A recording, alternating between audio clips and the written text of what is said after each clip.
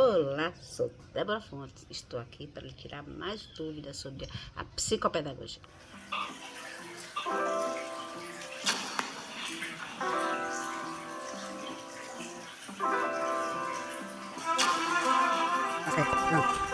Arte na TV. Psicopedagogia na nossa clínica psicopedagógica. E você pode trabalhar em casa. Hoje, dia 20 e... Sou Débora Fontes. É um prazer imenso estar aqui para falar com você sobre o fundamento da psicopedagoga. Sou neuropsicopedagoga, pedagoga. Eu trabalho no IESP, sou professora e psicopedagoga clínica e desenvolvemos há muitos anos a Associação dos Psicopedagogos, não só da PBP, internacional e nacional, dentro da psicopedagogo. Quero trazer um pouquinho da minha experiência para que você entenda a história da psicopedagogia. É importante a gente saber de onde estão falando. Quem é psicopedagoga? Que área é essa? O que essa área traz? A psicopedagogia, ela não chegou aqui no Brasil por acaso. Ela vem caminhando, tem uma longa história, tem lutado muito. É importante que você conheça as origens e de onde viemos. E de que contexto socioeconômico até hoje a psicopedagogia está inserida. Como nós trabalhamos o psicopedagogo e o código de ética. Vamos entender um pouquinho dessa área que nós vemos há muitos anos. A psicopedagogia, ela tem uma evolução histórica na Europa. Ela começou na década de 20, caminhando por 1940, aí vem caminhando em 1960, 70. E isso na Europa, e no mesmo tempo no Brasil, 1950, ela já começa a transitar aqui no Brasil. Naquela época, mais ou menos em 1920, e os artigos científicos pesquisados para trazer aqui para vocês estão na evolução histórica naquela época. Em 1920, as crianças que não aprendiam na escola, na adaptação escolar, um insucesso, elas levavam para um local, para uma equipe multidisciplinar, vamos chamar assim. Ela não tinha médicos, psicólogos, vários personal, terapeuta, professores. E daí, o fazer psicopedagógico, ele estava pautado em modo jordânico. Precisava se descobrir por que as crianças não aprendiam, como a origem do insucesso escolar. E era a pesquisa era diretamente na criança. Em 1920, criou-se esse multidisciplinar para tentar ver o que é. E todos envolvidos, para entender por que aquela criança não aprendia. E tinha um parecer maior, então ele dava um parecer para a escola. A palavra deles era uma palavra forte naquele momento. Caminhando para os outros anos, 60, 1940, 60, alguns profissionais começaram a discordar, que era só pautado na criança. Tem que ver de onde vem, é de orgânica, biológica. Começou a escrever artigos científicos, a pesquisar, e nessa época começaram a desenvolver uma pedagogia institucional. E o que é uma pedagogia institucional? É um pedagogo especializado na mesma época, trazendo para cá. Tinha psicólogo trabalhando dentro da escola, que era muito importante, tinha o SOI, que estava sempre em contato com os professores, com a dinâmica da escola, realizando atividades, auxiliando no desenvolvimento das crianças. Então, essa época também começou a ser criticado esse diagnóstico, precisamente nessa ordem. E na Europa ainda, em época de 1970, 72, foram publicados muitos artigos científicos. E daí começou a se prestar mais atenção. Insucesso escolar, não inadequada, o que está acontecendo? Essa reflexão foi tomada por todos. Os pesquisadores começaram a refletir. Essa ação medicamentosa ela estava prestando atenção ao atraso em outros setores variáveis envolvidas que não fossem só de origem orgânica. Nesta mesma época, o mundo se mobilizando, Maria Montessori, que nós conhecemos e trabalhamos Maria Montessori aqui. Até hoje nós utilizamos no Social de Portão o montessoriano. É fantástico para a alfabetização, para a matemática também, com o material dourado que ela criou. É o conhecimento das classes especiais. Tivemos conhecimento das pesquisas de Gianni Tati, de Pestalozzi. Inclusive, eu trabalhei na associação que foi da Pestalozzi aqui em Salvador, muitos anos, é a Popileira. E observando os distúrbios e as pesquisas e as crianças que trabalham ou que são trabalhadas como crianças especiais, que hoje mudou o nome, né? E nós viemos de ideias, temos essa origem, caminhamos para a Argentina.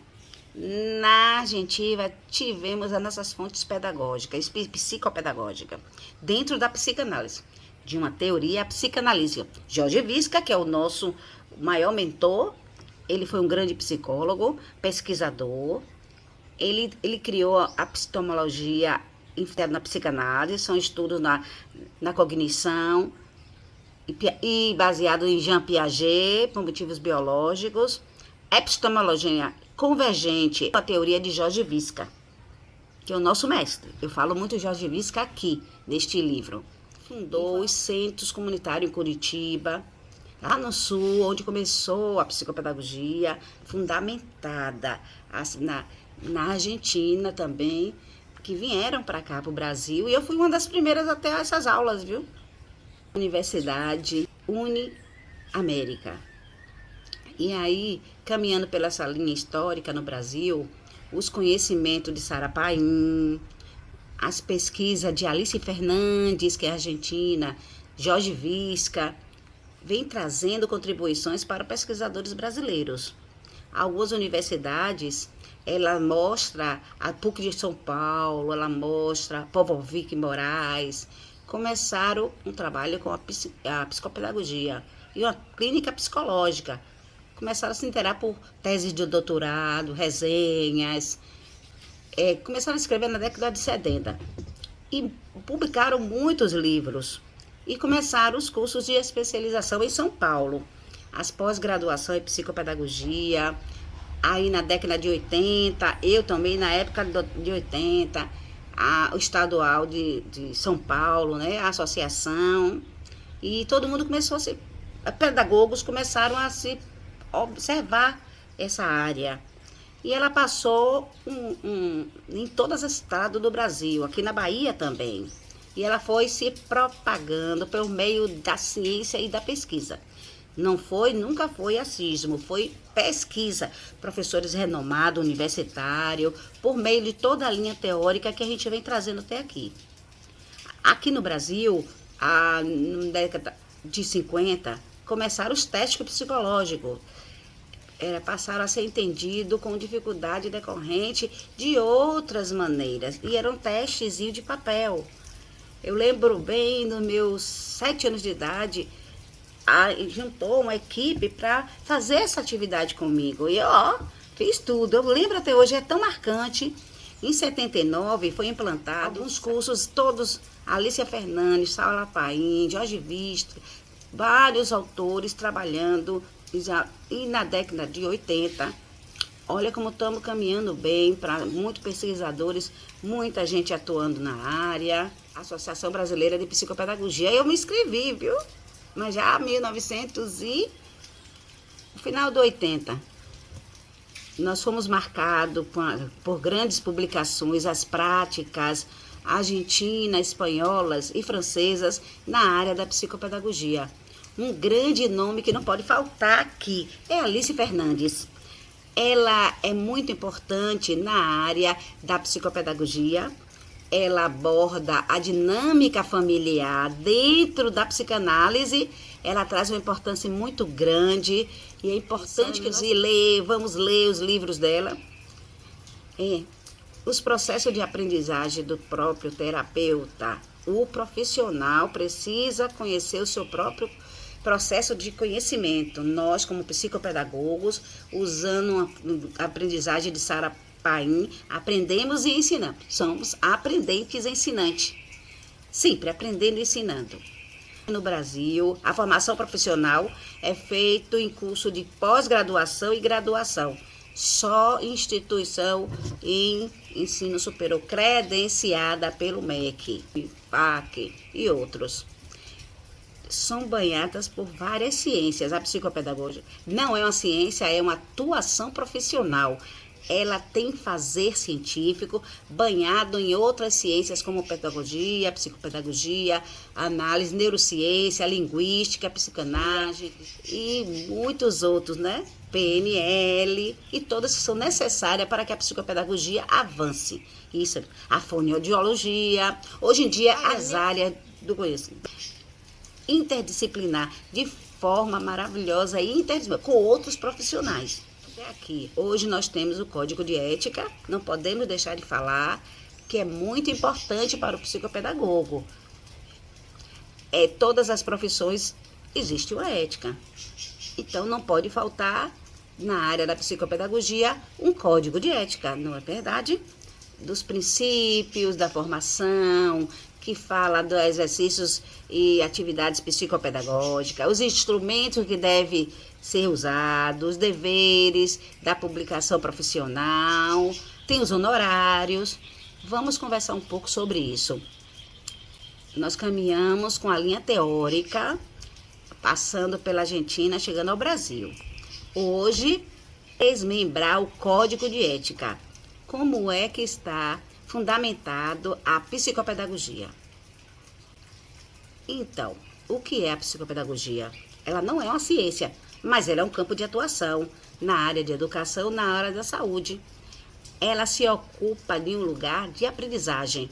Ela considera a pessoa como sujeito, a família, a escola, a sociedade, é visca. Todo o contexto que esse sujeito está envolvido. Ela se fundamenta em diferentes referenciais teóricos. Vamos lá, psicopedagógico é da área da saúde e da educação. Por quê?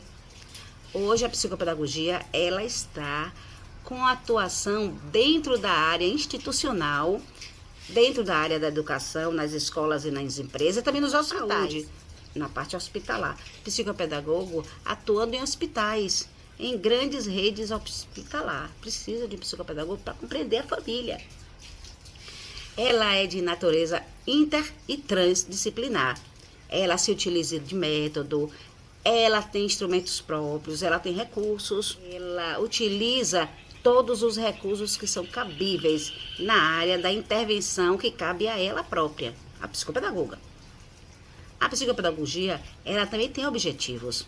A atividade psicopedagógica desenvolvida dentro de um ambiente clínico ou institucional, ele tem objetivo: promover a aprendizagem, contribuir para os processos de aprendizagem, de incluir, que é a inclusão social, que é da inclusão social, seja para qual sujeito for. Ela tem o objetivo de dificuldades daquela criança, daquela pessoa humana. Como é que ela vai propor ações? Propõe ao professor, propõe à escola. Como é que o professor está lidando com as dificuldades? Como é que o jogo, aquele que não importa a idade, aquela pessoa, aquele sujeito que está sendo atendido, ela vai propor ações frente a essas dificuldades e aprendizagem, porque ele está encontrando essa dificuldade e nós temos. Outro objetivo é a pesquisa, publica artigos, que orienta estágios. Nós temos estágio aqui, orienta mestrado, doutorado, professores que estudam psicopedagogia, professores na área acadêmica, orienta, publicação no mercado, tem demais científico, claro, né? Um dos objetivos da psicopedagogia é mediar conflitos relacionados ao processo de aprendizagem. O nosso objetivo maior é sempre promover as aprendizagens. Esse é o nosso papel.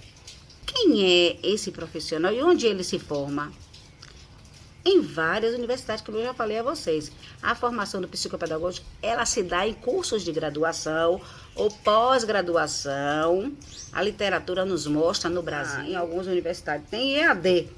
E estando credenciada no MEC, podemos atuar de acordo com a LDB, com a legislação do ensino superior, está credenciado, está ao curso de pós-graduação em psicopedagogia. Quem pode exercer? Quem pode trabalhar? Exercer uma clínica, como nós temos uma clínica na escola, no Instituto Educacional, um núcleo de pesquisa e extensão, onde o nosso presidente é professor Nelcival Menezes. Profissionais graduados, claro, né? No Brasil tem, mas se você é pedagogo, você pode fazer uma pós-graduação. Existe sim a Uninasal, que montaram e deu certo e tem. E nós trabalhamos a pós-graduação em psicopedagogia para atender nossos profissionais. Terminando a pós-graduação, vocês estão habilitados para exercer a profissão. E fazer parte de uma associação é importantíssimo para ter uma carteira, direitos adquiridos bem anteriormente, isso é importantíssimo. Passaram com a exigência por uma banca de titulação. Eu passei pela Associação Brasileira de Psicopedagogia. Esses profissionais são habilitados para exercer esta profissão. É indispensável ao psicopedagogo submeter-se a trabalhos como estágio, fazer uma longa caminhada, porque você trabalha com pessoas e é importante são aprendentes que você precisa cuidar. Trabalha com o sujeito humano, ele precisa ir em processo terapeuta pessoal também, viu? Precisa de uma supervisor psicopedagógico que nós temos aqui na nossa clínica. Quem pode ser esse supervisor? O supervisor, um profissional habilitado, que tenha um tempo já de experiência na área, como Nildélia, e seja associado ela é a presidente da psicopedagogia, tem experiência e que possa formador de estágio e que tenha experiência na área de supervisão e que já tenha passado por uma titularidade.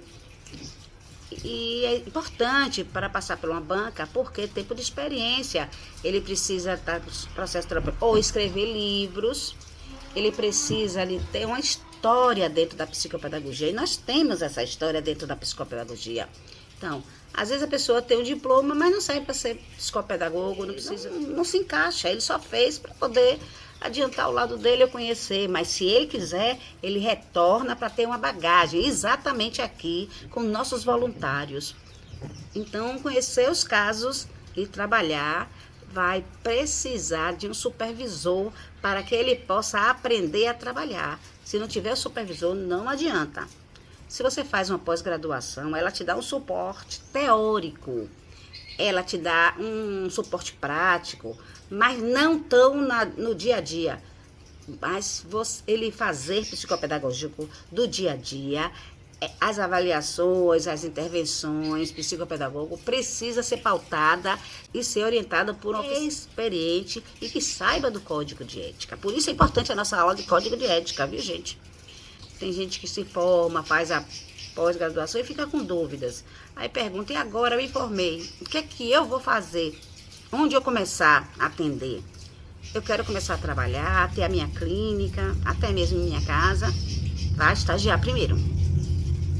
Como serão meus honorários? Tem que ser tratado previamente entre o cliente e o profissional. Existe uma coisa chamada enquadramento. Quando o cliente chega para ser atendido com o profissional da psicopedagogia, ali deve ser tratado já os valores e do tempo que você vai passar. Faça uma pesquisa de mercado econômica. Nós aqui, como uma estágio, nós não cobramos. Assegure para o cliente o serviço que você vai prestar para que o honorário seja bem cobrado. Porém, aqui no estágio de psicopedagogia, não se cobra, são voluntários. Os nossos clientes, eles são a nossa comunidade. O exercício da psicopedagogia, as atividades que ele vai desempenhar, ele está obrigado a respeitar o profissional, proteger a confiabilidade de todos os dados obtidos pelo não revelar fatos nenhum, jamais que possa comprometer os grupos das escolas, das famílias. Não pode falar nada, resguardar a intimidade, a integridade dos nossos clientes, da nossa própria intimidade. Então, é infração grave diante do Código de Ética é você estar passando e não respeitar o capítulo de cada criança, de cada pessoa. Das atividades psicopedagógicas desenvolvidas, os resultados das avaliações que nós fazemos aqui no Instituto só será fornecida a terceiros interessados mediante a concordância do representante legal da pessoa que está sendo avaliada. Então, é preciso ter cuidado com essa história, com essa ética. Não acontece muito, mas é bom saber, e a gente não sabe de hoje, não sabe do amanhã, então sempre o Código de Ética prevê que essas avaliações realizadas aqui no Instituto, que é seríssimo, não seja fornecida a ninguém, a não ser a concordância do por escrito dos interessados. Os prontuários, tudo que você utiliza na clínica, ao material, você tem a pastinha, deve ser guardado, e prontuários em arquivos próprios da psicopedagogia, que você vai montar dentro do seu consultório, são documentos muito sigilosos e não pode ser dado a ninguém. Há outros profissionais que trabalham na clínica, a não ser que você saiba e você vai ter acesso junto de outros profissionais, que seja discutido em estudo de caso, mas que pede autorização aos pais. É muito bem sigiloso, não esqueçam disso, é guardado com muito zelo, porque é a vida daquele ser humano, é a vida da pessoa. E ele confia em você, é um sujeito humano e confia totalmente em você. As responsabilidades dos psicopedagogos, eles têm muita atividade. Ele procura manter boas relações com componentes de diferentes categorias, outros profissionais. Ele deve trabalhar no restrito limite das suas atividades, não adentrar as outras profissões. O psicopedagogo, ele deve manter boas relações com os outros profissionais, psicólogo, médico, terapeutas, professores de escola. Isso faz parte da aprendizagem do sujeito humano. Reconhecer os casos pertencentes aos demais campos de especialização. Quem é psicólogo vai ter que mandar para o psicólogo. Eu tenho um aprendente que está comigo, está precisando de uma fono, eu vou encaminhar para um fonoaudiólogo, eu não é o que vou tratar. Ela habilitada, ela qualificada, ela sabe do atendimento. Conversar com a família, fazer encaminhamento, muitas vezes também fazer encaminhamento para o CRAS. E não tenha dúvida que a família precisa saber de tudo para não ter dúvida dos nossos trabalhos, a nossa área, até onde a gente vai. Tem muitos deveres como psicopedagogos, responsabilidades. Uma delas é manter-se atualizado. Participar de congressos, saber o que as pesquisas estão falando, saber as novas descobertas. Participar de congresso é perfeito. E tudo que se trata da aprendizagem em todas as idades, em todas as etapas da vida, manter-se o sujeito que está sempre fazendo curso, lendo, participando da associação, porque ela sempre tem um encontro, é uma profissão intelectual, ela gosta de estar aprendendo, desenvolver e manter relações com outros profissionais, com muito respeito, pela atitude crítica, pela colaboração de outros profissionais.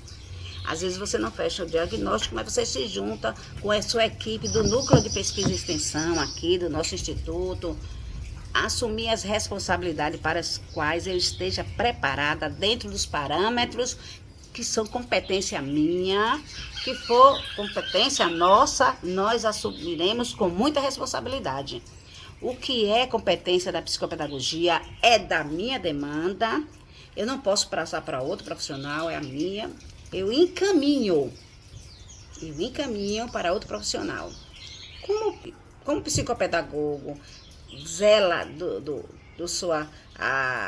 da sua profissão, zelar pela profissão, respeita, tratar do progresso, tratar que ele possa crescer nessa sociedade. Eu tenho que me responsabilizar pelo psicopedagogo, pelas realizações, pelo projeto, pelos relatórios que foi pedido pela escola. Eu tenho que manter aquele relatório e encaminhar para, claro, quem vieram, né? Os teóricos que me sustentam, nos relatórios, nos documentos, aos seus responsáveis quando eles me pedem, relatório das intervenções. Pediu relatório da intervenção, você deve estar com o seu material pronto, pautados em referenciais que sustentam o meu fazer. Eu tenho que preservar, mais uma vez eu falo, relatos dos nossos alunos, nosso aprendente, é guardado, é respeitado, é sigiloso, preservar a identidade do meu paciente, do meu cliente, os dados, relatos, não fornecer nada para ninguém. Eu tenho que manter o respeito e a dignidade na relação profissional, a harmonia entre os profissionais da minha classe psicopedagógica e a manutenção do meu conceito público. Como a sociedade vê a nossa escola, como vê a nossa psicopedagogia, a nossa clínica, como é que a nossa sociedade local me vê, como vê a nossa clínica. Das publicações científicas, temos que ter muito zelo, muita coerência na minha fala, nas minhas críticas. O psicopedagogo é um mercado aberto, um mercado científico, muitos estão escrevendo, produzindo artigos.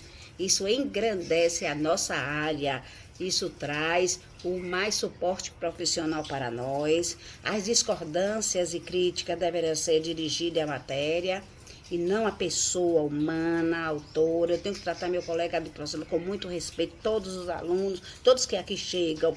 As pesquisas e colaboração deverá sempre ênfase a todos os autores, as normas científicas. Em nenhum caso o psicopedagogo se valerá da minha posição hierárquica para fazer publicar em meu nome exclusivamente trabalhos que são sobre a minha orientação. Eu, como professora formadora, eu tenho que fazer publicações, mas deixar claro que está pautado junto aos alunos. Eu e os alunos, nós todos no núcleo pesquisa e extensão, todos colocar o nome de todos os alunos que estão envolvidos no trabalho científico. Indicadas as fontes, as referências, onde pesquisamos, onde tiramos, extraída de qual autor, de acordo com as normas científicas vigentes.